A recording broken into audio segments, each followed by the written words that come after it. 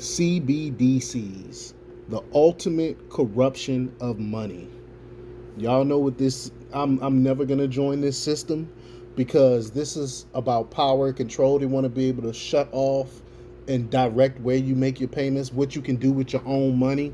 I mean, imagine them saying you cannot send this money to this group because we don't believe in what they believe in, or you can't use digital currency to purchase weapons because we don't believe in your Second Amendment. This is what CBDCs are about. It's about control over your money and your spending. But before we get started, go ahead and hit that like button. Share this out so we can get this information out there. Subscribe if you're not already a subscriber. Also hit that alarm bell so you know when I'm putting out new stuff. Also check out my link tree in the description. It has a link to my Patreon where I talk about things I can't talk about here. There's also a link to my Instagram and my merch store. Also check out jjthepsychotherapist.com for news as well. All right, let's talk about this news. Picture a situation in which on payday, someone else has predetermined your spending, allotting a portion for housing, food, limited to plant and insect protein, transportation, minimal gas allowance, mandatory pension plan, mostly government bonds, and the rest for clothing, alcohol, and approved pharmaceuticals.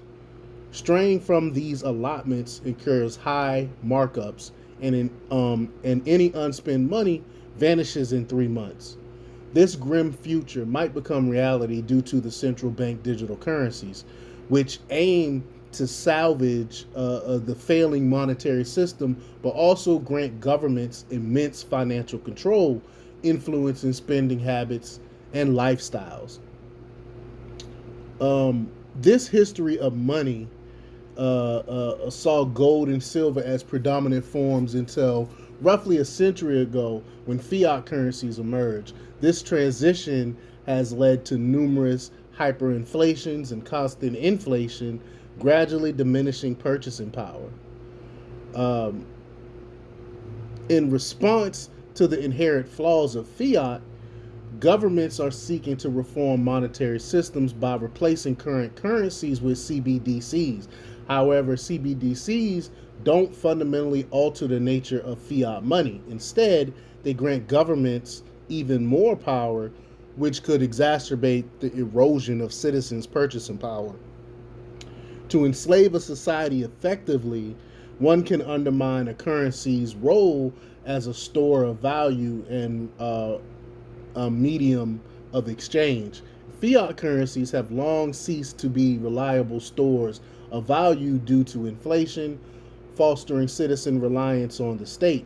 CBDCs by design may worsen the issue. CBDCs might hasten the deterioration of money's function as a store of value. Central banks could sidestep commercial banks to directly deposit newly created money into citizens' accounts. However, this money created seemingly out of thin air could further erode purchasing power and might even have an expiration date.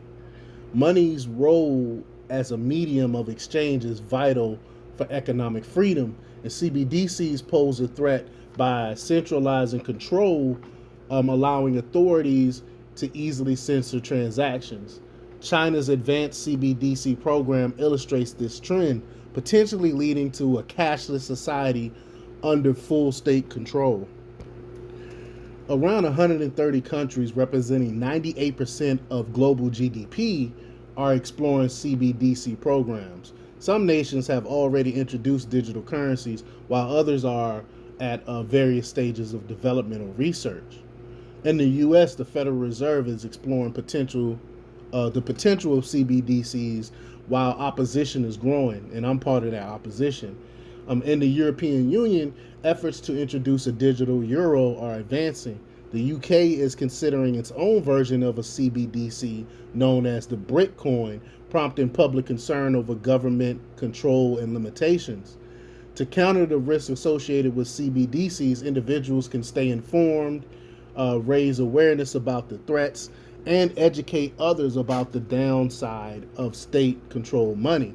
Using cash whenever feasible challenges the notion that cash is outdated and embracing Bitcoin offers a decentralized alternative to CBDCs. CBDCs represent a continuation of the flaws found in fiat currency.